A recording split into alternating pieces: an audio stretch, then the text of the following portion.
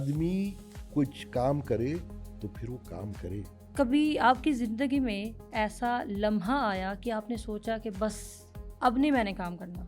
कभी भी नहीं, इसलिए कि मैं हार मानता ही नहीं। लाहौर आपका ईदों में आधा खाली हो जाता है। कौन लोग जाते हैं? अमीर लोग जाते हैं गाँव को या गरीब लोग?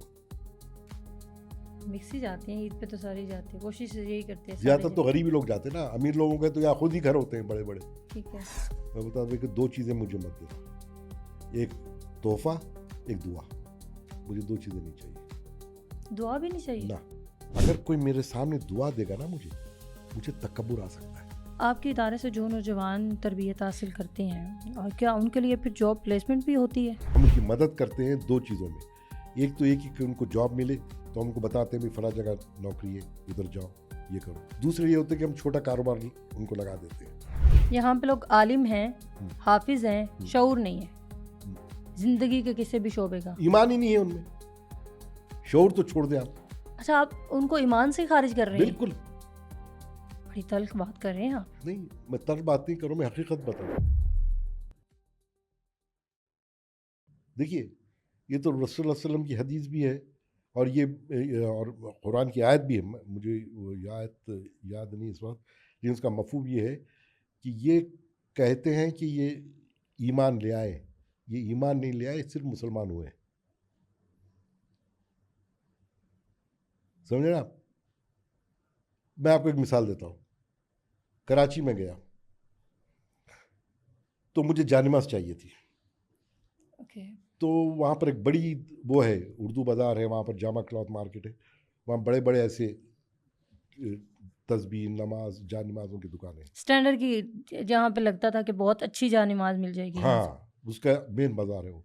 वहाँ मैं गया तो वहाँ पर जो है मैंने उनसे कहा कि भाई मुझे जानिमाज़ चाहिए, तो उन्होंने मुझे जानिमाज़ दी। तो मैं उस पर खड़ा रहा, तो मैंने कहा भैया मैं तो पूरा आ नहीं रहा हूँ, इसके ऊपर सजदा करो। नहीं, आप पीछे हट के खड़े हो जाए। मैंने कहा पीछे हट के खड़े होना है तो मुझे जानिमाज़ क्या खोलूँगा? मुझे खड़ा ही ज़मीन पर होना है, राइट? कहने लगे अच्छा, ये जो साहब थे, मैं मतलब उसकी वो नहीं कर रहा हूँ, किसी की बेइज्जती नहीं करना चाह रहा हूँ, लेकिन हमारी नज़र में ऐसे लोग नेक होते हैं। इतनी बड़ी दाढ़ी भी थी, समझे ना, टखने से। पूरा मुसलमान वाला हुलिया था। मुसलमान वाला नहीं, ट्रेडिशनल मुसलमान वाला कोई हुलिया नहीं होता, ये ट्रेडिशनल। तो टखने से ऊपर पैंच भी था, गट्ठा भी था, सर पे टोपी भी थी, सब कुछ थी, राइट? तो मैंने कहा नहीं नहीं, ये सही नहीं। अच्छा, मैं दूसरी दिखाता हूँ। तो मैंने कहा कहाँ से लाते हैं? बोले ये हमारी फैक्ट्री है, कुछ इस तरह उन्होंने बोला। मैं समझा उनकी अपनी फैक्ट्री। फिर उन्होंने एक और दिखाई, वो भी मैंने नहीं, ये भी सही नहीं। बोले अरे ठहरी ठहरी ठहरी, मैं आपको एक और दिखाता हूँ। उन्होंने बोले मैं आपको जानिमाज़ लाया, बड़ी 4 फीट की चौड़ी और पूरी अपने लंबी और चौड़ी, सब फर्स्ट क्लास। मैं बोला ये कहाँ की? बोले चाइना की है।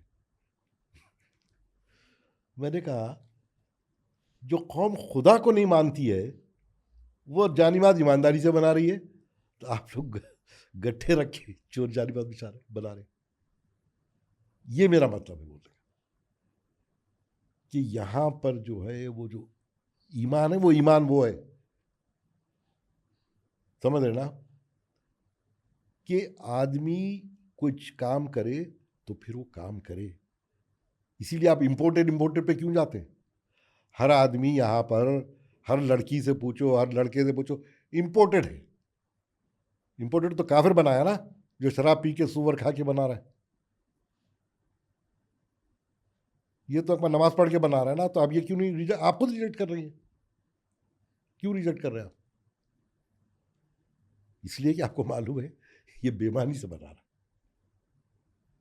तो ये अखलाक और ये ईमान जब तक कौम में नहीं आएगा, देखिए वेस्टर्न कौमों ने तरक्की क्यों की है? ईमानदारी, सच्चाई, मेहनत, ये तीनों चीज़ें हमारे पास नहीं है।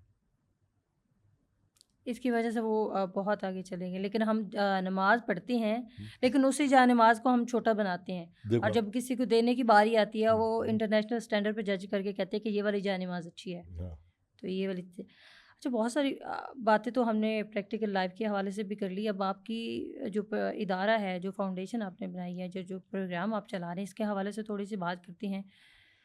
कभी आपकी ज़िंदगी में ऐसा लम्हा आया कि आपने सोचा कि बस अब नहीं मैंने काम करना? पाकिस्तान में। पाकिस्तान में अब नहीं काम करना, या मैंने इसको चलाना ही नहीं है, या किसी वजह से आप बहुत ज़्यादा डिसहार्ट हुए हों, या कोई ऐसा फीडबैक मिला हो, या कहीं पे बदउनवानी हुई हो, क्राइटेरिया जो है वो किसी और पे आपने स्टूडेंट को लाना था, लेकिन आपको पता चला कि ये अच्छा खासा अफोर्ड कर सकता था, लेकिन ये बेईमानी से इधर आ गया, तो कभी ऐसा सीन हुआ हो? नहीं, नहीं हुआ? नहीं, कभी क भी नहीं सोचा? कभी भी नहीं। इसलिए कि मैं हार मानता ही नहीं। और दूसरी चीज़ क्या है कि हर चीज़ का सॉल्यूशन होता है। हर चीज़ का सॉल्यूशन होता है। समझे ना आप? अगर आप इसको इस तरह नहीं उठा सकते, तो आप जो है वो उल्टे हाथ से उठा लेंगे। मेरा मतलब ये है कि काम आप करना चाहें तो होता है। और कभी मैं डिसहार्टन इसलिए नहीं हुआ कि मुझे मालूम है हर किस्म के लोग हैं दुनिया में।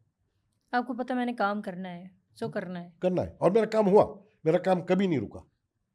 और आपको इस बात से गर्ज नहीं है, आपने तो अल्लाह ताला की रज़ा के लिए करना है ना, बिल्कुल। लोगों की बेहतरी के लिए करना हाँ, है। तो जो भी हो जाए, जैसा भी हो जाए, आपने करना ही करना है। बिल्कुल। इसलिए कि देखो, मैं सबको ये बोलता हूँ, एक को साथ रखो, 25 के सीधे नहीं करने पड़ते। समझ रहे हैं आप? तो प्रॉब्लम यही है इंसान की कि भाई आपकी नीयत देखो ना, वो तो हर चीज़ पे कादिर है ना। ऐसे ही कोई शक नहीं। हुए बाज़ वक़्त मुझे यहाँ तो नहीं हुए, अमेरिका में बड़े चैलेंजेस आए, हुँ। इसलिए कि मैं तो इतने साल वहाँ रहा हूँ, बिज़नेस भी किया है, नौकरी भी किया है। बाद एक ऐसी जगह में चला गया था कि जहाँ बिल्कुल ही नई थी मेरे लिए। मैं वल्लाह बोल रहा हूँ, झूठ नहीं बोल रहा हूँ, वो चीज़ सॉल्व ही नहीं हो रही है मेरे से, परेशान सारा दिन लगा। आया 2 रकात नफिल पढ़ा, दुआ किया, दूसरे दिन सॉल्व। तो बाद में मेरा एक दोस्त था मेरे साथ काम करता मुसलमान, बोले कहा हाँ तुम्हारा सॉल्व नहीं हो रहा ना, ये तो 2 रकत की बात है। और लिटरली 2 रकत की बात होगी। वो आपका ईमान इतना पुख्ता था कि अल्लाह ताला से मैं रुजू करूँगा तो अल्लाह ताला जो है वो मेरे काम को आसान कर देंगे। बिल्कुल। और हुआ है। रासिक अकीदा जो होता है वो बहुत बड़ी चीज़ है, आपके बकौल। जी। रासिक जो अकीदा होता है, हाँ, आपको हाँ। जब ईमान पुख्ता होता है, जब तवक्कल होता है कि बस अल्लाह ताला ये काम कर देगा, तो फिर इंसान का काम खुद ब खुद होने लग जाते हैं, या काम उसका हो जाता है। देखिए ना, काम हो या ना हो, कोशिश तो मैंने की ना। अल्लाह मियाँ जो है ना, वो कोशिश पे आपको काम करता भी है। आप कोशिश करते हो, नहीं होता काम, ठीक है, नहीं हुआ, दूसरा काम कर। ज़िंदगी बस। में कभी ऐसा फ़ेज़ आया कि आप डिमोटिवेट हुए हों कि यार क्या है ज़िंदगी? ना, फेड अप हुए हों, नो, थके हों? नहीं, नहीं। मुझे तो ज़िंदगी का हर रोज़ मज़ा आया है, हर रोज़। अभी भी? अभी भी। कभी मेरा दिन ख़राब नहीं गुज़रा ज़िंदगी में, एक दिन भी। ऐसी क्या गिदड़ सिंगी है? यहाँ पे तो हर आए दिन लोग कहते हैं कि यार ये दिन ये नहीं, ये दिन नाशुक्र है, नहीं। ये नाशुक्र है, अच्छा। ये नाशुक्रापन है। यहाँ पर आप ज़्यादा देखेंगे नाशुक्रापन, अमीरों में ज़्यादा इसका पैसा है। आप एक ठेले वाले से पूछेंगे ना, एक अमीर से पूछेंगे क्या है, क्या रे? अरे इतनी महंगाई हो गई है। कहाँ बैठ के बात कर रहे हैं? निशात बड़ी रेस्टोरेंट में जब 5,000 रुपये का खाना खा रहे हैं, वहाँ बैठ के महंगाई की बात कर रहे हैं। अब वो ठेले वाला जो सब्जी बेच रहा है उससे मुझे क्या हाल है? बोले अल्लाह का शुक्र है साहब। महंगाई तो होगी है। पेट्रोल जब 415-16 रुपए लोग डलवाएंगे, तो जिसकी दिहाड़ी 1200 है, 1500 है, तो महंगाई नहीं होगी? वो तो शुक्र अदा कर रहा है। भाई ये तो बता आपको, गरीब आदमी अब बोल रहा है अल्लाह का शुक्र है।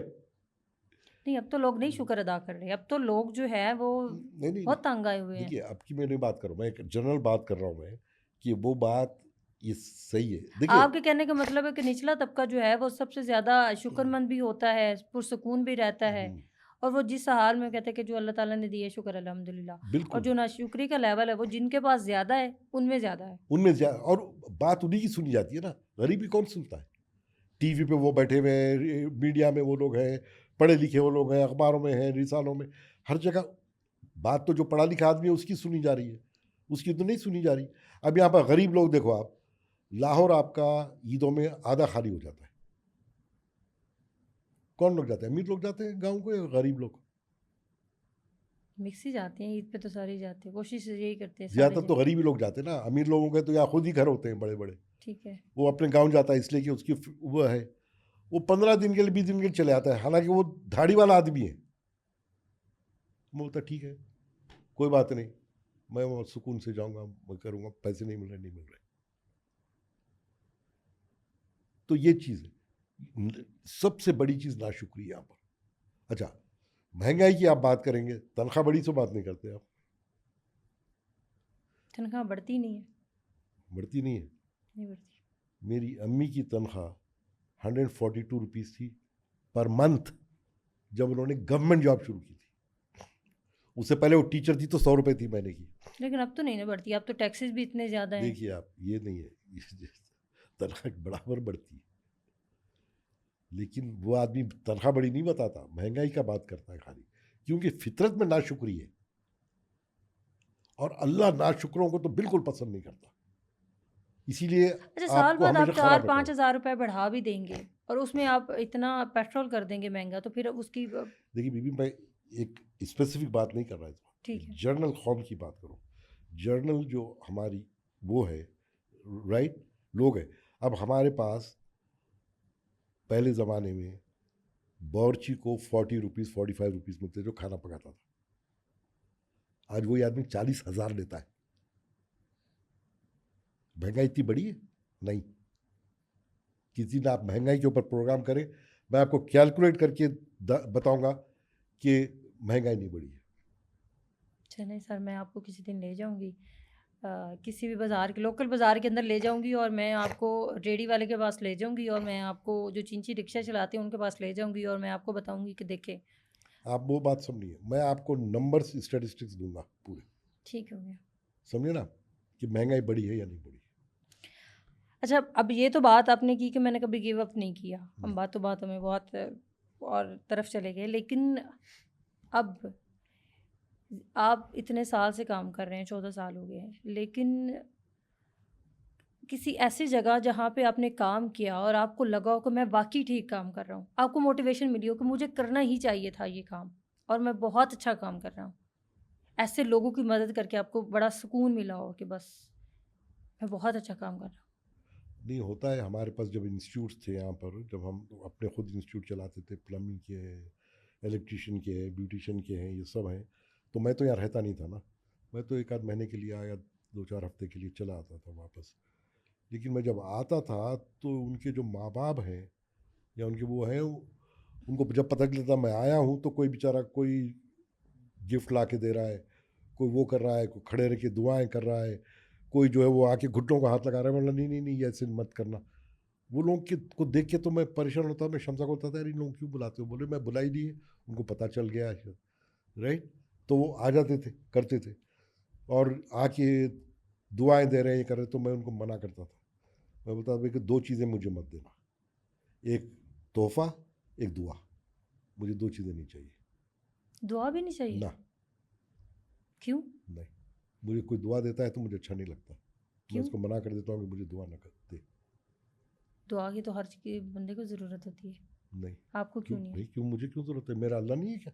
अगर कोई मेरे सामने दुआ देगा ना, मुझे तकब्बुर आ सकता है, जो अल्लाह को नापसंद है बिल्कुल। हाँ, ये बात तो आपकी। समझे ना? तो लोग मेरे को मुसलसल दुआ देते जाएंगे, 100 से लोग निकल रहे सुबह की दुआ देंगे, तो मेरे में एक तकब्बुर आ जाएगा, मैं समझूंगा ओ मैं तो बहुत ही बड़ा आदमी हो गया। इसीलिए मुझे दुआ नहीं पसंद। ठीक है, इस किसी बात पे शमसा ने कहा भाई लोग तो दुआ दे, मतलब दे ले, पीछे कुछ भी कर ले, मुझे कुछ नहीं है, मेरे सामने दुआ ना दे। बोले शम्स लोगों के दिल से दुआ निकल जाती है, मतलब निकल जाए। लोगों के दिल से दुआ भी निकलती है, बददुआ भी निकलती है, बात वक्त बगैर बोले निकल जाती है। कई लोगों को मैं देखता हूँ महंगाई या जो भी है नाइंसाफ़ी की वजह से अंदर से उनकी बददुआ निकल जाती है। अच्छा, शम्सा का आपने बड़ी दफ़ा गायबाना तारुफ़ करवाया हमारे नाज़रीन को। नेक्स्ट वाली जो आने वाली हमारी नशिस्त होगी उसमें हम शम्सा को ज़रूर बिठाएँगे, शम्सा के साथ बैठ के डिस्कशन करेंगे। हमारे नाज़रीन भी जानना चाहते हैं कि ये शम्सा कौन है, जिसका हवाला जो है वो आप हर प्रोग्राम के अंदर होता है, आप दे रहे होते हैं और उसकी क्या एफ़र्ट्स हैं हुनरमंद के लिए, और उसको भी वो ज़रूर हमारे नाज़रीन के सामने आना चाहिए और उनको भी पता चले कि शम्सा जो है वो भी बहुत अच्छा काम कर रही है। बहुत अच्छा है, काम वही कर रही है। अच्छा, ये काम वही कर रही हैं। 4-5 साल से मैं इधर आया हुआ हूँ, हुँ, 3-4 हुँ। साल से, लेकिन इतने साल से जो 8-9 साल है वो उसी ने काम किया है अकेले में। मैं तो आता था यहाँ पर, फंड करता था खाली और थोड़ा एक आध महीना रह के चला आता था, हुँ, हुँ। काम तो वही करती थी। अच्छा, अभी बात हो रही थी कि जहाँ पे काम कोई ऐसा इलाका, कोई ऐसा एरिया, कोई ऐसी बस्ती जहाँ पे आप गए हो और आपको काम करके वहाँ पे बहुत अच्छा लगा हो। आपको लगा हो कि ये वाक़ई यहाँ पे लोगों के लिए काम होना चाहिए और आगे भी होना चाहिए। जी। हाँ, हमने यही किया कि जब हम इंस्टीट्यूट थे हमारे, तो हमने यही सोचा कि हमारे इंस्टीट्यूट में हर आदमी का आना आसान नहीं है, और ख़ुसूसन उसका जिसके पास पैसे भी ना हों, जो बस्तियों में काम करता है, घरों में काम करते हैं, पोछा लगाते हैं, ये करते हैं, वो करते हैं, उनके लिए तो और ही मुश्किल है। तो हमने क्या किया कि बस्ती में जाके स्कूल खोल दिया और उस बस्ती को गोद ले लिया, जैसा गोद ओके। लेना कहते हैं आप, बस्ती को पाल लिया, जैसा गोद ले लिया। तो उसमें हमने फिर ये किया कि वहीं के जो थे 2 शिफ्ट हमने चलाई, जो सुबह में काम करते थे वो शाम में पढ़ते थे, यानी हुनर सीखते थे, और जो दोपहर में काम करते सुबह में वो सीखते थे। तो उसके अंदर हमने इंस्टीट्यूट चलाया है, उसमें ब्यूटी सैलून का, लड़कियों का, लड़कों का, सब, और वो बहुत अच्छा चला। यानी इतना करते रहे हम कि एक-एक वक़्त में हमारे पास 60-60 बच्चे पढ़ रहे हैं, और फिर 60 तैयार हैं दूसरे सेशन के लिए, वो पहले तैयार होते हैं, राइट? लेकिन हमने काफ़ी किया वहाँ पर, इतना किया कि फिर वो उसमें कोई मतलब रहा नहीं, अब मतलब जितने सीखने थे बच्चे उनको जितने भी सिखा, बच्चे थे सबको हुनर सिखा वो दिया। हुनर सिखा दिया।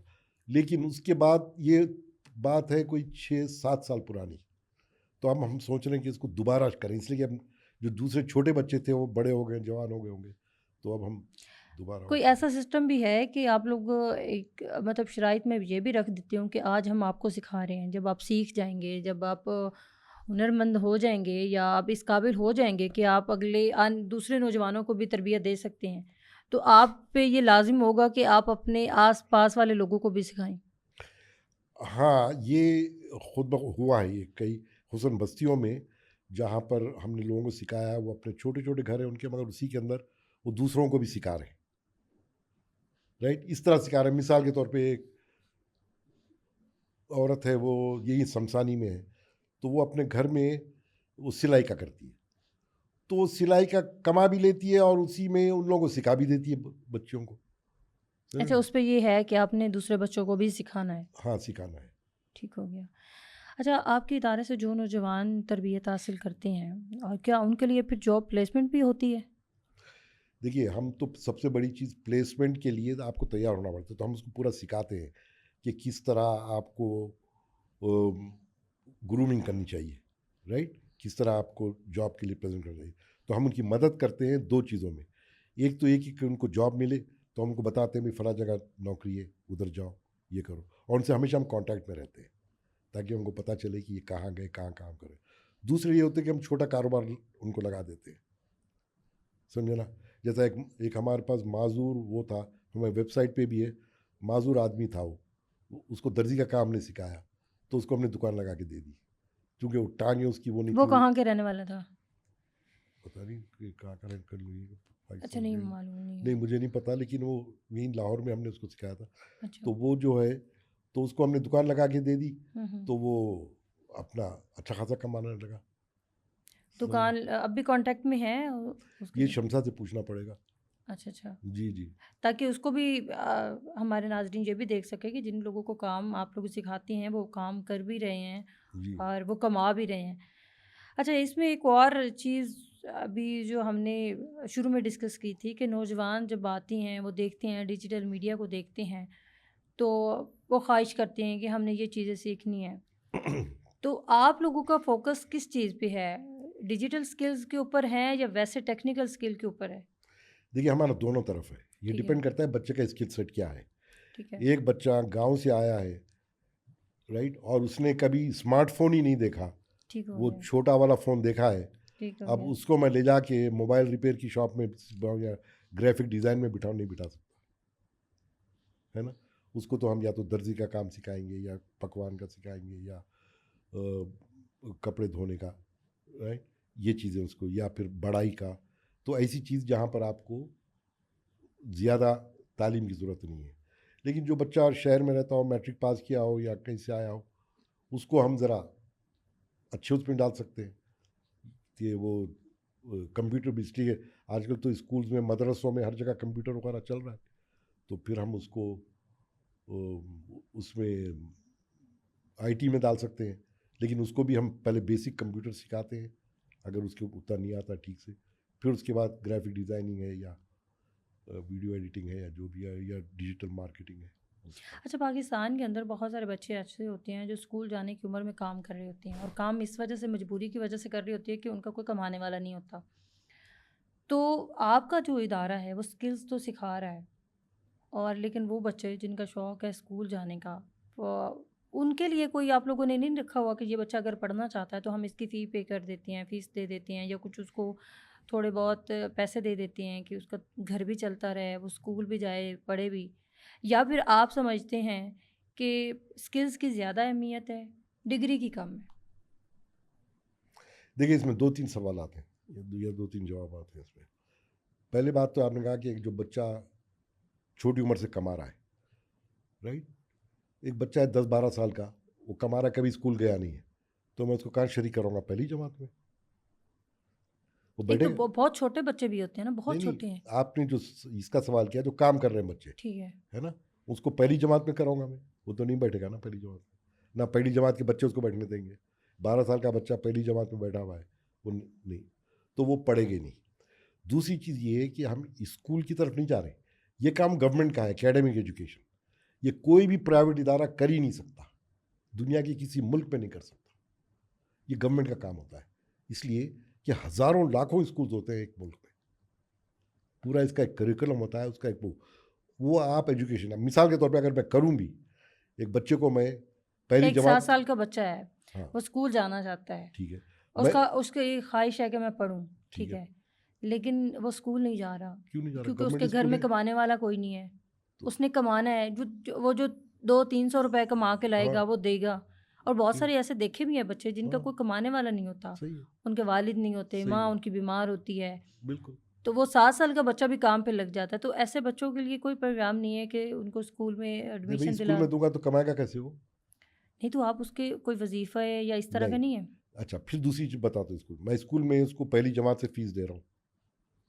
उसको मैंने 7 साल फ़ीस दिया, 7वीं जमात से भाग गया।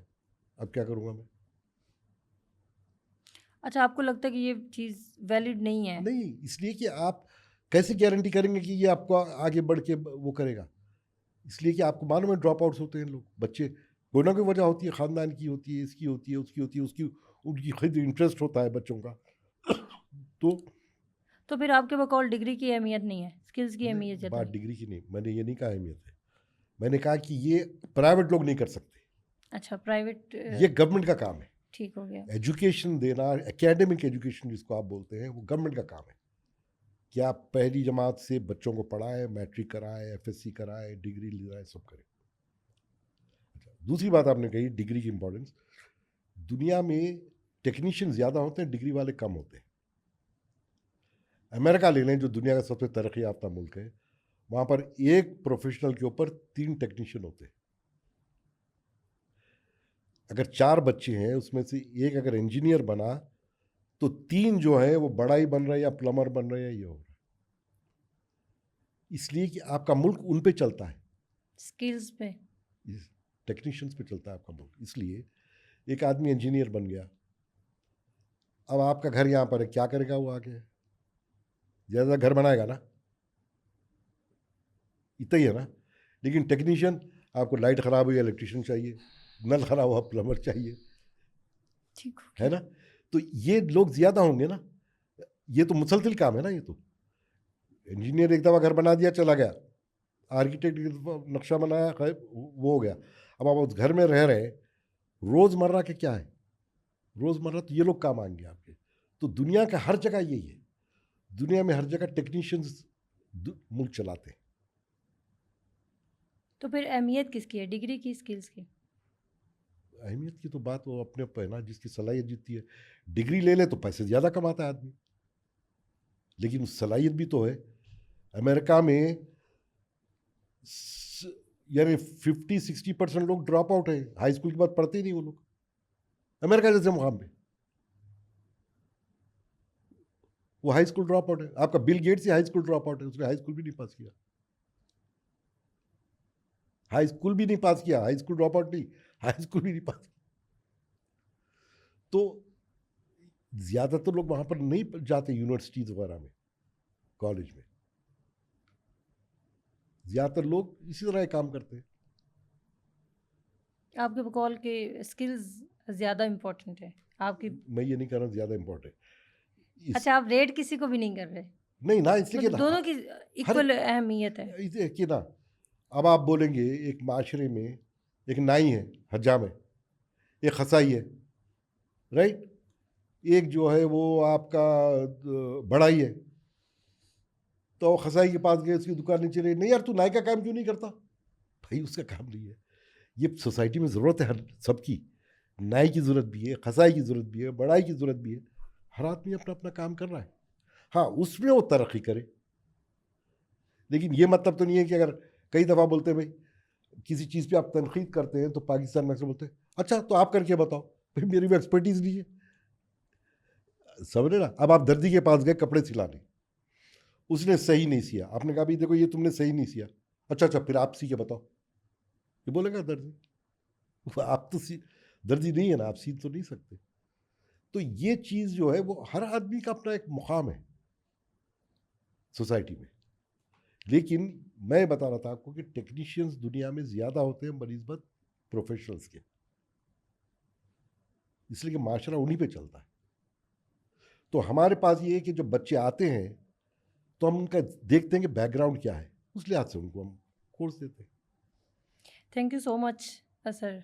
आज की जो ये हमारी नशिश थी आज इतनी ही है, और फिर जो अगली नशिश रखेंगे उसमें हम हुनरमंद के हवाले से भी बात करेंगे, पर्सनैलिटी ग्रूमिंग के हवाले से भी बात करेंगे, और उन स्टूडेंट के हवाले से भी बात करेंगे जो स्टूडेंट आपके पास आते हैं। आप उनको हुनर तो सिखा देते हैं, लेकिन फिर बात आती है कि अमली ज़िंदगी की। अब अमली ज़िंदगी में स्कूल में बच्चे पढ़ते हैं, यूनिवर्सिटीज़ में जाते हैं, कॉलेजेस में जाते हैं, उनको देख देख के या टीचर बताते हैं, कुछ ना कुछ उनको अंदाज़ा हो जाता है अमली ज़िंदगी का। लेकिन यहाँ पे आपके पास जो बच्चे आ रहे होते हैं, वो तो गली से, मोहल्ले से आप उठा के लेके आ रहे होते हैं, उनको तो बेसिक चीज़ों का भी नहीं पता होता। तो उस हवाले से हम बात करेंगे कि उनकी आप फिर किस तरह से पर्सनैलिटी ग्रूमिंग करते हैं, किस तरह से उनको तरबियत देती हैं, और किस तरह से उनको इस काबिल बनाती हैं कि ताकि जब यहाँ से वो स्किल सीख के किसी भी इदारे में जाएँ तो अमली तौर पर उसको काम के भी एथिक्स हों, अपनी पर्सनैलिटी को कैसे लेके चलना है, प्रोफेशनल किस तरह का बिहेव करना है, आपने किस तरीके से रहना है, लोगों के साथ बातचीत कैसे करनी है, और वो सारी जो उसकी ग्रूमिंग है वो किस तरह से करती हैं। अगली जो नशिस्त होगी हम जो है इसके ऊपर बात करेंगे। नाज़रीन, आज की नशिस्त जो थी वो हमारी इख्तिताम को पहुंची। अगली नशिस्त के साथ मैं स्मरा मलिक और राशिद सिद्दीकी साहब हाजिर होंगे। आज के लिए इतना, इजाज़त दीजिए। अल्लाह ने के बाद। अस्सलाम वालेकुम।